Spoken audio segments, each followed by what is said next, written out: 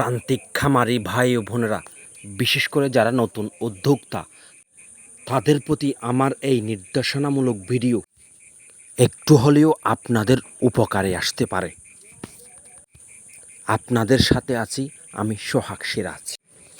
সর্বপ্রথম খামারে যে মোর ইম্পর্টেন্ট কাজ, সেটা হলো জৈবিক নিরাপত্তা। আপনি যেখান থেকে আসুন না কেন, আপনাকে অবশ্যই জৈবিক নিরাপত্তার স্প্রে নিতেও হবে। প্রান্তিক খামারি ভাই ও বোনেরা এবং নতুন উদ্যোক্তারা, যেহেতু আমার খামারে আজকে পঞ্চম দিন শেষ, ষষ্ঠ দিন শুরু হয়েছে, সে কারণে আজকে আমার খামারের মধ্যে যে মেডিসিন, সেই মেডিসিনটার একটা আপডেট পরিবর্তন এসেছে। তার ডিটেল আপনাদের সামনে আমি তুলে ধরতেছি। Number 1, thiamine plus, vitamin B1, B2, B6। Vitamin বির একটা কম্বিনেশন ড্রাগ। কেন মুরগিকে এই ভিটামিন কম্বিনেশন ড্রাগ দেওয়া হয়? যেহেতু এটা B1, B2, B6, এটা মুরগির বডিতে যে স্কেল রয়েছে বা মুরগির যে হাড়গুলো রয়েছে, এই হাড়গুলো গঠন সুন্দরভাবে, হাড়গুলো গঠন এবং মুরগি বা হেলদি একটা স্কেল উপহার পায়। অ্যাকচুয়ালি বলতে গেলে এটা মুরগির বডি ফাউন্ডেশন গঠনে খুবই ভালো কাজ করে। নাম্বার 2 হলো জিঙ্ক মনোহাইড্রেট।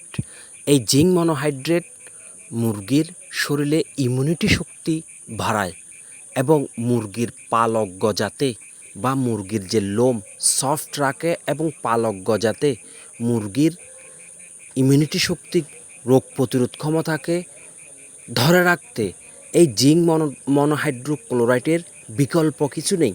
তাই এই জিঙ্কটা ইউজ করা হয়।